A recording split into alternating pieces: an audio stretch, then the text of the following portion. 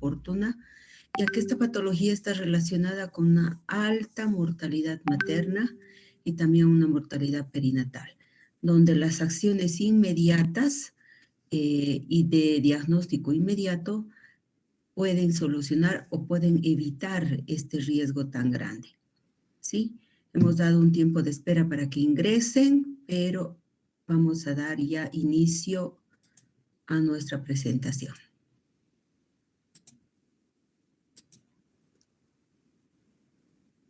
Tenemos que conocer que también ha sido denominada como abrupto placentae.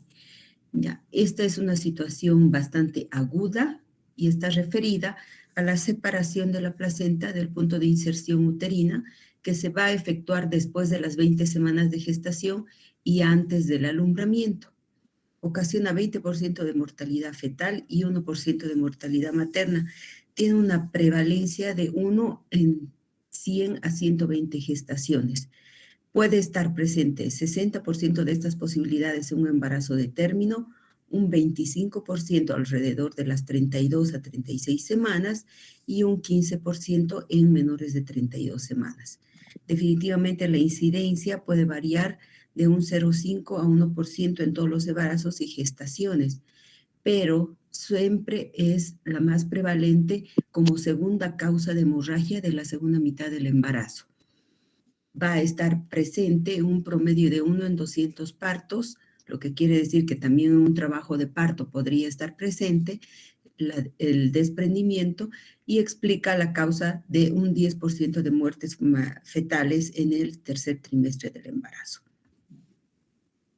Estos desprendimientos pueden ser parciales o pueden ser totales. Dentro de los factores de riesgo que deberíamos conocer, principalmente el antecedente de un desprendimiento en una gestación anterior incrementa un riesgo de 8 a 12 veces la posibilidad de ocurrencia del incidente, lo que quiere decir que en la historia clínica, al indagar la posibilidad de un desprendimiento, ya sea un embarazo de término, en el trabajo de parto e incluso, dice la literatura, en una hermana de consanguínea directa, incrementa la posibilidad de un riesgo de 8 a 12 veces la ocurrencia del incidente. En un 70% de los casos se ha visto que también puede darse sin antecedentes previos, la edad mayores de 35 años, que está asociada también a incidencias altas, consumo de tabaco, proporcional a la cantidad de consumo y la posibilidad de desprendimientos, sobre todo masivos, y otros como la cocaína, por ejemplo, por un efecto vasoconstrictor. Lo vamos a ver en un minutito más cómo es que actúan estos dos consumos o hábitos en la posibilidad de desprendimiento. Hipertensión, preeclampsia, eclampsia, que también ya lo conocen, es un riesgo de la preeclampsia, eclampsia, y también una de las complicaciones frecuentes. Las trombofilias maternas relacionadas ya a deficiencias en el factor 5 de Leiden o mutaciones genéticas también es otra causa. Otras están malformaciones uterinas, la gestación múltiple, el polidramnios, un cordón umbilical corto o un traumatismo abdominal y la deficiencia de ácido fólico. Entonces, cuando nosotros tenemos todos estos antecedentes o tenemos una paciente que se ha venido a la emergencia con la posibilidad de un desprendimiento, debemos ver que el desprendimiento puede ser en una primera instancia por un trauma de abdomen que vaya a provocar en un 40 a 66% de posibilidades en accidentes de coche o violencia de género, que hoy en día es muy común en nuestro medio, que hay que ver la posibilidad de un trauma también por caídas, intento de homicidio, suicidios, ya traumas penetrantes que se dan a nivel del abdomen o la exposición a tóxicos. Pero el trauma tiene una certeza o posibilidad de ocurrir un desprendimiento de un 40% cuando éste tiene una acción directa sobre el abdomen. El consumo de cocaína y otras drogas de abuso pueden atravesar fácilmente la barrera hematoplacentaria. Por eso se sabe que el hecho del antecedente de consumir cigarrillos en una proporción de 10 por día o 10 por semana, la cantidad de nicotina puede producir un efecto de vasoconstricción, no solo causar daño fetal, sino también daño placentario por la isquemia, por esos efectos de vasoconstricción y vasodilatación refleja que ocurre en el transcurso del consumo de estas drogas.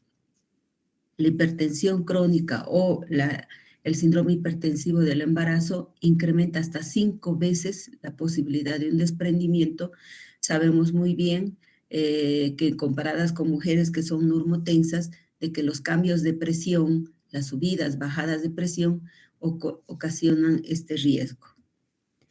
Dentro de la preeclampsia se ha llegado a la posibilidad de que puede haber desprendimientos parciales, pueden llegar hasta un 3%, así también en aquellas preeclampsias que estén presentes criterios de severidad, debido a que hay un aumento de flujo, aumento de resistencias en el flujo de las arterias uterinas, que eso se devela por una ecodoppler. Vemos los índices de pulsatilidad elevados en las arterias, vemos también criterios de hipertensión alta, plaquetopenia, puede ir con proteinuria, ya en esas pacientes debemos sospechar altamente la posibilidad de un desprendimiento. Los polidramnios, las gestaciones múltiples, la sobredistensión del útero que provoca este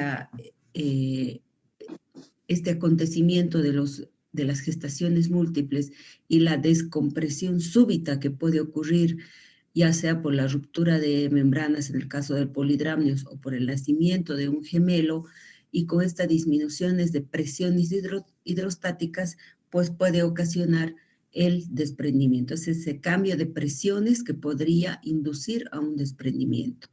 La ruptura de membranas por el mismo acontecimiento, cuando esta ruptura se da en forma brusca y la salida de líquido y la descompresión también brusca.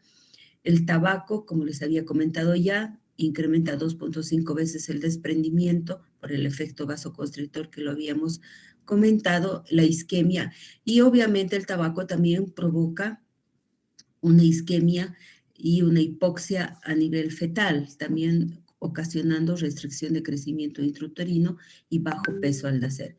Y la deficiencia de ácido fólico o las disfunciones endoteliales a nivel capilar, a nivel de los vasos vellositarios, que también podría ocasionar un riesgo de desprendimiento. ¿Cómo inicia este desprendimiento? Este desprendimiento puede iniciar con una hemorragia en la decidua basal, en la decidua entre la inserción, la cara materna de la placenta y la pared uterina. Va a ir acumulándose el coágulo, un hematoma, que inicialmente puede ser un hematoma oculto, sin la exposición sin la presencia de sangrado visible a nivel del exterior, como un hematoma oculto, y va a ir decolando, si quieren, o va a ir progresivamente despegando o disecando ya la cara materna de la placenta, llevando en algunas ocasiones a un desprendimiento masivo de todo el segmento placentario o en algunas ocasiones solamente en forma parcial. La parte que está desprendida obviamente es una parte placentaria que ya no va a ser capaz de producir un intercambio de gases entre el feto y la placenta. Entonces, este segmento va a quedar poco útil en el momento del embarazo.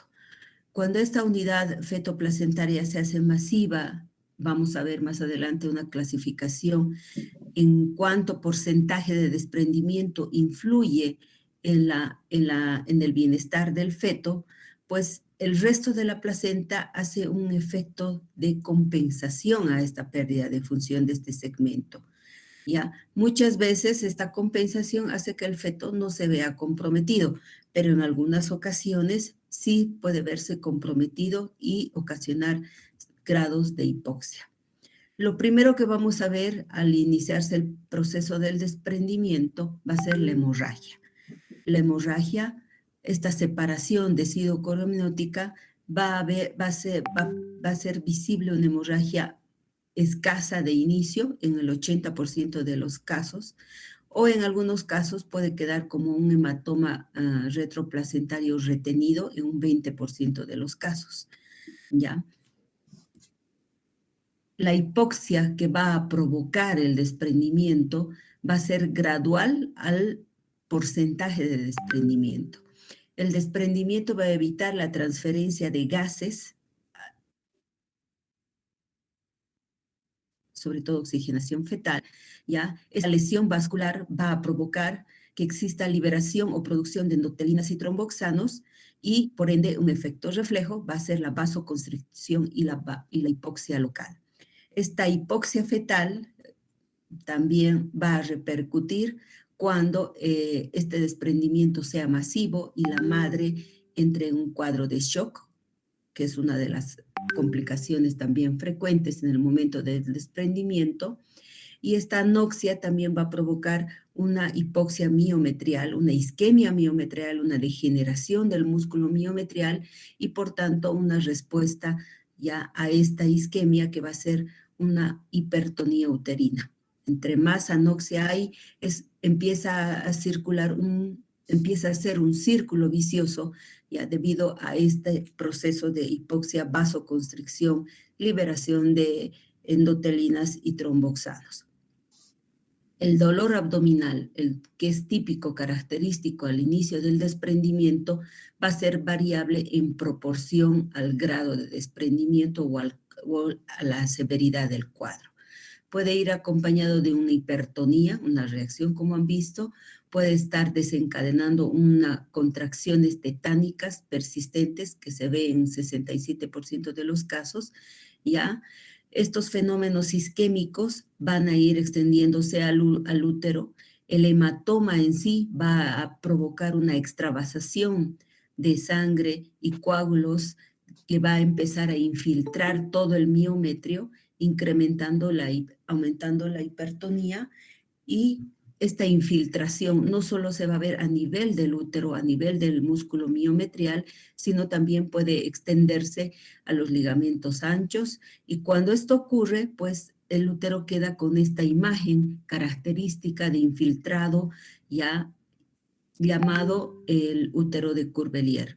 Este útero es flácido, un útero que no se contrae, un útero casi negro, ya que muchas veces termina en una histerectomía cuando se lo evidencia.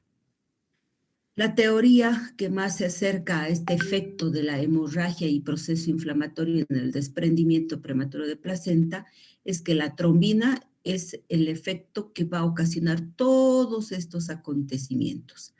La trombina es un potente agente uterotónico, o sea, que provoca una contracción tetánica en el útero. Reduce o bloquea, si quieren, los receptores de progesterona a nivel de las células deciduales. Al reducirse la progesterona a nivel residual, pues incrementa la contractilidad uterina. No se olviden que la progesterona tiene un efecto de quiescencia, de lasitud. Permite que el útero mantenga un tono, pero sea una contracción de tono basal, que no impida el intercambio de gases entre la placenta y el producto. Al bloquearse estos receptores deciduales, obviamente incrementa el efecto de contractilidad de la placenta. La trombina, estas extravasaciones sanguíneas provocan el dolor, el útero de Curbelier, como hemos visto, el proceso de formación, la lesión vascular decidoplacentaria que se va a ver que provoca la hipoxia. Esta hipoxia es la que libera más trombina, desbloquea la progesterona, incrementa la hipertonía y la dinámica uterina, hacen unas hipersistolias persistentes y obviamente esto también desencadena la síntesis de prostaglandinas y dolor. O sea que a raíz del hematoma se desencadena toda esta serie de eventos ya que van a ir a manifestar con el dolor intenso en la paciente o contracciones de hipersistolia. La hipoxia en el feto también va a provocar ya la liberación de ciertos factores angiogénicos que hay a nivel de la placenta. Y uno de los más importantes es el factor de crecimiento endotelial vascular, y este tiene de por sí ya un efecto de lesión tisular e hipoxia en la pared vascular, ¿ya? Se dice que el flujo sanguíneo útero-placentario disminuido no solamente va a provocar la hipoxia, sino también la liberación de radicales libres, otra vez una cadena de lesiones a nivel vascular de la decidua, liberación e incremento de este factor tisular que es angiogénico, ¿ya? Y que simultáneamente con el factor de crecimiento endotelial liberan más trombina y otra vez la trombina desencadena el desprendimiento, un proceso inflamatorio, ¿ya? Y también otra vez la trombosis en la placenta. Entonces, todo este proceso se convierte en un círculo vicioso. Más hipoxia, más liberación de radicales, más liberación de factor tisular, más liberación de trombina, proceso inflamatorio, más formación de coágulo, más formación de trombo. Es un círculo vicioso continuo que se va a ir dando. Definitivamente la trombina es la que ha sido más estudiada como el papel protagónico, si quieren, en la patogénesis del desprendimiento, la expresión de la metaloproteínasas a nivel de la matriz que inducen la liberación de citoquinas inflamatorias, proceso inflamatorio. Vamos a ver incremento de las interleucinas 8, ¿ya? Necrosis tisular con degradación de la matriz extracelular, entonces la trombina produce todo este efecto. La trombina produce una activación de la cascada de coagulación, liberando más tromboplastina, que se hace un círculo vicioso que no solo provoca el desprendimiento, sino también que desencadena ya la posibilidad de generación de la coagulación intravascular diseminada debido a ese proceso de degradación del fibrinógeno. Estas pacientes que presentan hemorragias a veces masivas con el proceso del desprendimiento van a ir a formar también, van a ir a provocar un shock hipovolémico que puede agravarse con la coagulación intravascular diseminada. Entonces, fíjense, hay las dos vías por las que la paciente de alguna forma, cuando presenta un cuadro de desprendimiento, va a ir a un cuadro de coagulación intravascular. Ese es el riesgo más agresivo en la paciente porque se hace un círculo vicioso que cuando vemos un cuadro de coagulación intravascular, muchas veces la mortalidad de esa paciente es alta, más del 70%. Este cuadro de coagulación intravascular diseminada vamos a tenerlo presente de seguro cuando el desprendimiento supere al 50% de la superficie placentaria, ¿ya? Y asociada, obviamente, a un 20% de muerte fetal en esa misma paciente. Empieza con pérdida de bienestar fetal y al final termina con el óbito fetal. Entonces, como ven, es una serie de acontecimientos que cuando se inicia en el proceso fisiopatológico no cede, sino hasta llegar al deceso de la paciente. Es así que el diagnóstico debe ser clave en este tipo de cuadros. Es importante indagar mediante la anamnesis el tiempo de evolución del sangrado, el dolor persistente que puede tener la paciente, la presencia de contracciones persistentes, continuas, sin fases de relajación, ¿ya? Y esa es la parte de la tríada clásica que vamos a encontrar en el DPPNI. La metrorragia, que puede ser muy variable, escasa o masiva, dependiendo del grado de desprendimiento. Las contracciones uterinas, que se ven con cuadros de hipersistolia o hipertonía, un útero duro, rígido, muy sensible, doloroso en la paciente, que se puede dar en el proceso del trabajo de parto y a veces se pueden confundir con el trabajo de parto, ¿ya? Y hay que prestar mucha atención a esos cuadros y obviamente acompañando ya la pérdida del bienestar fetal con alteraciones en la frecuencia cardíaca, acompañado de hipotensión materna, que son predictivos del grado de gravedad que estaría ocurriendo en el cuadro de PPNI y obviamente la mortalidad y tanto materna como perinatal.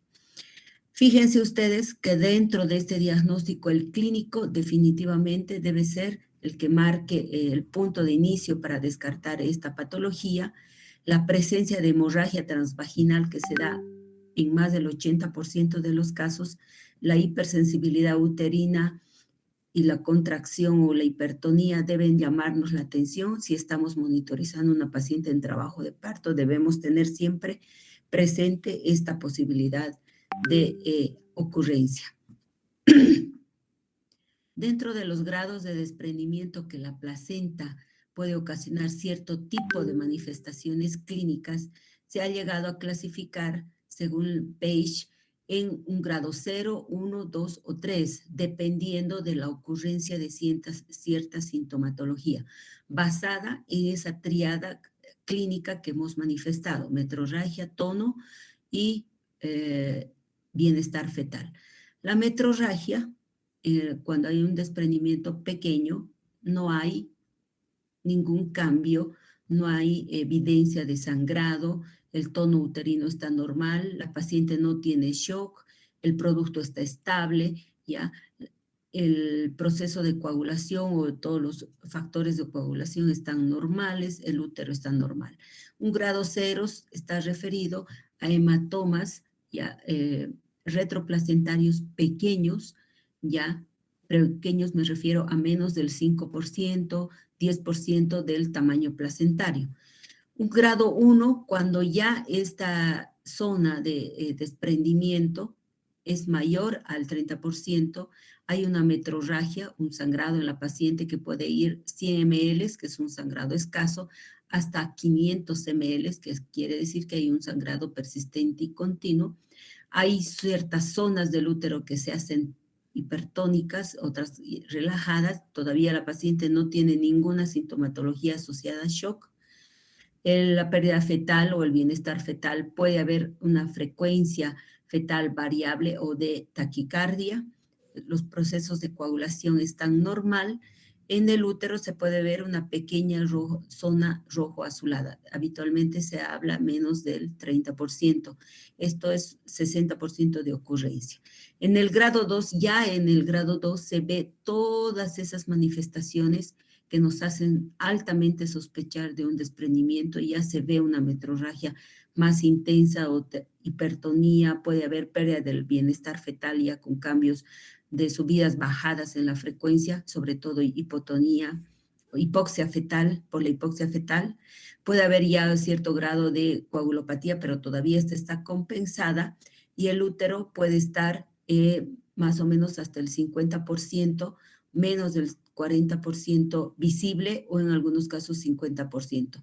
Y el grado 3 ya es la presencia de un útero de Curbelier asociado a todo el cuadro en grado severo, mayor metrorragia, una tetania uterina, puede ya ir con una muerte fetal y obviamente cuadros de coagulación intravascular diseminada.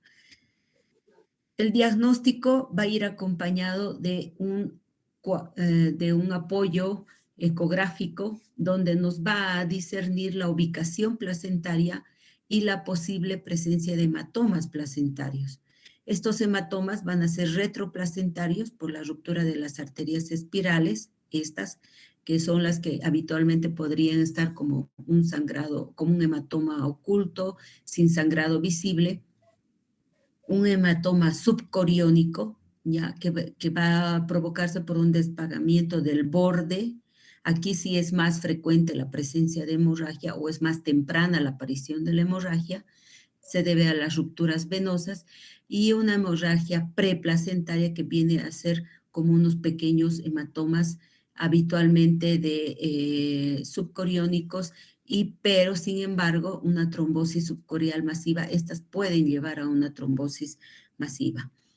Estas son las imágenes ecográficas que nos hacen suponer la presencia. Definitivamente el apoyo ecográfico tiene una alta sensibilidad o especificidad para diagnosticarla. Los hematomas retroplacentarios, la placenta, el feto, el hematoma, la pared uterina, ya los hematomas preplacentarios, estos que son más pequeños, más localizados, que algunas veces por el porcentaje de ocurrencia ya, y el volumen que significa esta hematoma, 5%, 3%, no acontece mayor complicación o efecto a nivel fetal. Y definitivamente los hematomas subcoriónicos. Entonces, los ecografistas manejan criterios para diagnosticar y confirmar la posibilidad de un desprendimiento. Las colecciones, la localización del hematoma, ya la cantidad o el volumen que van a ir generando o van a ir midiendo también, y obviamente un signo de gelatina o Kelly que ellos ven en el momento de realizar el estudio. La sensibilidad, 24%, es altamente específica, 96%, y un valor predictivo positivo ecográfico de apoyo, un 88%. Pero muchas veces, cuando estos hematomas tienen una localización ya más subcorial, definitivamente la resonancia es la que nos ayuda para descartar estas posibilidades. Tiene una alta sensibilidad y especificidad que llega hasta el 100%. ¿Usamos resonancia para este tipo de diagnóstico? En nuestro medio no. Habitualmente el ecográfico, como han visto, por la alta especificidad, pues es suficiente la ecografía. Pero también se podría utilizar un medio, un apoyo como es la resonancia. Las pruebas de laboratorio nos van a ayudar definitivamente ya a ver el grado de gravedad, porque estas pacientes cuando ya tienen un desprendimiento de más del 40%, va a ir ya con cambios hemodinámicos en la paciente.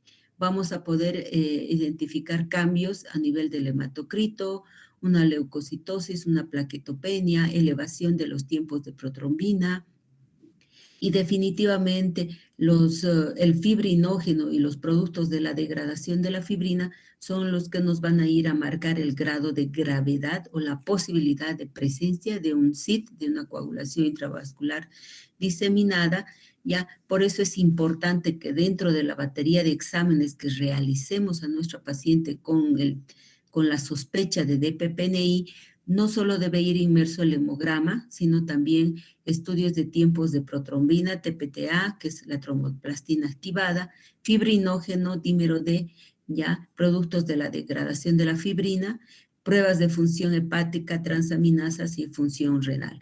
Fíjense ustedes, ya, que durante la mujer embarazada, el fibrinógeno, por el mismo embarazo, tiene concentraciones mucho más elevadas, que van a llegar hasta 400 y 600 unidades, que estaría dentro del rango de normalidad. Pero cuando nosotros encontramos valores de fibrinógeno iniciales menos de 200 miligramos decilitro, pues estamos frente a la posibilidad de una hemorragia o un cuadro hemorrágico ya severo y la posibilidad de un inicio de un diagnóstico de coagulación intravascular diseminada. Entonces, el tener las concentraciones de fibrinógeno bajo, menos de 200, cuando hablamos incluso en algunas literaturas habla hasta de 150 miligramos, estamos 100% la posibilidad de que esta paciente nos está haciendo una coagulación intravascular diseminada. Y obviamente la elevación de los productos de la degradación de la fibrina, el tiempo de tromboplastina parcial activado prolongado, ya, y cifras de dímero D mayores a 100 microgramos por ml, definitivamente nos van a ir a confirmar la posibilidad de este cuadro tan severo como es la coagulación intravascular diseminada. Entonces, cuando estas placentas son estudiadas y enviadas para su análisis, macroscópicamente nosotros podemos visibilizar la cara materna placentaria con la presencia de un coágulo de forma variable, total o parcial, dependiendo de la evolución de la presencia del hematoma. Podemos evidenciar microscópicamente que esas vellosidades se encuentran rotas con edemas, las vellosidades a nivel placentaria, la decidua con zonas de necrosis, dependiendo, trombosis incluso, ya, y zonas degenerativas. El diagnóstico diferencial, trabajo de parto, como les decía, porque esta es una entidad que puede presentarse en ese proceso de evolución del trabajo de parto, diagnóstico diferencial con la placenta previa, con la ruptura uterina, pero la ruptura suele ser más súbita, con la aparición de primero las alteraciones de la frecuencia cardíaca o el bienestar fetal, hemorragia y el cese de las contracciones uterinas y la hipotensión y taquicardia materna de inicio súbito, pues nos hacen pensar en esa posibilidad de una ruptura. Y obviamente los cambios que ocurren súbitamente en el producto, en el proceso del trabajo de parto, para descartar la posibilidad de PPNI. Ruptura de vasa previa, que es una entidad que sí se puede dar cuando los vasos no están, transcurren, mejor dicho, a través de las membranas y no a través del cordón. Y patologías cervicales asociadas, procesos de cáncer, procesos de infección, cervicitis, procesos ya, enfermedad trofoblástica, también que podría hacernos pensar tiene que ser parte, mejor dicho, del diagnóstico diferencial del DPPNI. ¿Cuáles son las complicaciones más severas? Ya lo hemos ido repitiendo, ya la coagulopatía de consumo, el útero de Curbelier y la insuficiencia renal. Son 3 entidades, y obviamente esto es a nivel materno y vamos a ver otras que son a nivel fetal, ¿ya? La hemorragia uterina oculta, la hipotensión y la anemia siempre van a aparecer incluso con pérdidas sanguíneas moderadas o medias importantes. Hay un proceso de síndrome de Sheehan que se puede dar incluso por ese proceso de hemorragia masiva que se puede dar debido a que este hematoma ya va a ir a desencadenar un cuadro hipovolémico con shock que va a ir directamente a muerte materna, falla renal, no solo renal, a nivel hepática hipoficiaria o a una coagulación intravascular diseminada. ¿Cómo ocurre la coagulación? Ya hemos visto inicialmente la formación del hematoma decidual, ya la placenta alberga grandes cantidades de tromboplastina y estas pasan a la circulación materna y en la circulación materna pues van a ir a formar microtrombos y, estos microtrombos van a provocar ya el desencadenamiento de la activación de la coagulación vía extrínseca, por ende, ya mayor consumo de fibrinógeno por el efecto fibrinolítico, ya, y esto va a producir un agotamiento de todo el fibrinógeno, va a ir reduciéndose el fibrinógeno, y al reducirse el fibrinógeno, al mismo tiempo sabemos que por ese proceso de formar coágulo, degradar coágulo, formar coágulo y degradar coágulo, pues va a ir a liberarse mayor cantidad también de productos de la degradación, que de estos tienen un efecto antitrombina, inhiben la trombina, la agregación plaquetaria, inhiben la polimerización de la fibrina y provocan más hemorragia. O sea, empieza a formarse el círculo. Al mismo tiempo se van consumiendo los factores de coagulación, principalmente 5, 7, 8 y las plaquetas se van consumiendo cada vez más y la trombina que empieza a hacer todos los efectos que ya habíamos mencionado. Entonces, esta coagulación vascular indiseminada puede darse incluso con inicialmente por un lado y por el otro la hemorragia aguda que va a provocar el cuadro de shock. La insuficiencia renal se va a dar también muy frecuente, sobre todo con cuadros de hemorragia, ya que va a producir la necrosis cortical a nivel renal. Obviamente, estas pacientes con necrosis a nivel renal, insuficiencia renal, tienen que ir a hemodiálisis porque sus cuadros urémicos las pueden llevar también a una alta mortalidad en el lapso de 7 días, o puede ocurrir una necrosis tubular que es más aguda cuando el cuadro de hemorragia es muy masiva y severo, ya, y esta isquemia que se va a producir por el efecto del shock hemorrágico, obviamente va por efecto de la disminución de la presión por la depresión de sangre, va a predisponer a que esta paciente también pueda sufrir un cuadro de mortalidad alta. Estas pacientes pueden equilibrarse si nuestra acción es inmediata con la dotación de líquidos y evitamos esta insuficiencia renal de forma aguda, evitando la necrosis tubular por estos cuadros de hipotensión e isquemia que puede darse. Las lesiones necróticas también se van a dar en hígado, en glándulas suprarrenales y en glándula pituitaria. Por eso les decía que algunas madres van a presentar un síndrome de Sheehan debido a estos cuadros de hipotensión severa, a la hemorragia o cuadros de shock. Y dentro de las complicaciones fetales, la posibilidad de morbimortalidad es alta por la hipoxia, la asfixia y productos que, si en algún caso el hematoma no llegara a comprometer tan severamente al producto y continuar el embarazo, pues hemos visto que el bajo peso y la prematuridad van a ser otras de las complicaciones.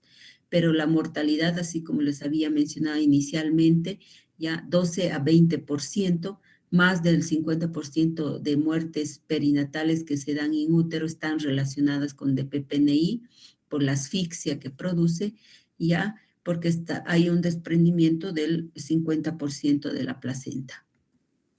La conducta. Una vez realizado la anamnesis y realizado todos los diagnósticos diferenciales en esa paciente, el manejo de este cuadro tiene que ser inmediato. El objetivo del manejo del DPPNI va a ser prevenir la hipovolemia, que obviamente vamos a prevenir el shock que pueda desencadenar, corregir la anemia y evitar la coagulación vascular diseminada. Nuestro objetivo va a ser mantener niveles de hemoglobina que van a ir alrededor de los 10 gramos decilitro o una hematocrito que va a ser superior al 30%. Entonces, nuestras medidas generales frente a un diagnóstico de sospecha debe ser inmediatamente el ingreso hospitalario, la valoración obstétrica fetal, el control hematológico y la administración inmediata de accesos venosos con soluciones de Ringer lactato y una sonda Foley. Esto va a permitir mantener una valoración hemodinámica en esa madre y nos va a permitir complementar con el resto de estudios diagnósticos para descartar esta posibilidad. La reserva de sangre, pruebas cruzadas, la evaluación del estado fetal y una ecografía o una cardiotocografía para evaluar la condición fetal en el momento del diagnóstico. Vamos a manejar un tratamiento conservador, se va a individualizar cada caso, debido a que no todos los hematomas o los hematomas de desprendimiento van a ser más del 50%. Obviamente estos hematomas donde vamos a manejar un tratamiento conservador van a ser una proporción de menos del 50%. Hay que controlar la cantidad de hemorragia que pueda haber, el control ecográfico, la cardiotocografía, perfil biofísico y hoy en día la ecografía Doppler que nos permite perfectamente hacer el diagnóstico del bienestar fetal y actuar inmediatamente en esa situación. Los laboratorios cada 12 a 24 horas, la administración de corticoides si fuera un embarazo pretérmino hasta las 35 semanas, tocolíticos si fuera la necesidad, ya para poder relajar ese útero y en ciertas ocasiones cuando estos desprendimientos se estabilizan, el embarazo podría proseguir bajo una supervisión y monitorización estricta de la madre. En el momento que exista algún cambio, sobre todo a nivel del bienestar fetal, tanto hemodinámico también en la madre, pues la interrupción de ese embarazo es inmediata. La elección del parto, el parto vía vaginal sí se puede si esta madre estaba en trabajo de parto, está estable, si la hemorragia no es excesiva, tiene buen pronóstico, pero ojo, esto puede cambiar en el minuto siguiente cuando la hemorragia empiece a hacerse masiva, cuando la madre empiece a manifestar cambios hemodinámicos y ahí la interrupción va a ser quirúrgica e inmediata. Obviamente, si la madre ya presenta una hemorragia masiva o importante que esté condicionando cambios hemodinámicos, cambios en la presión, frecuencia cardíaca materna o incluso fetal, pues obviamente optamos el procedimiento quirúrgico inmediato. Y también procedimientos quirúrgicos cuando la presentación no hay condiciones para un parto, productos en presentaciones anómalas, pélvicos transversos o madres que no estén aptas para un parto. Bien, esa es la bibliografía de este tema. que lo dejo para referencia de ustedes y pues estoy acá presta para algunas preguntas si las hay.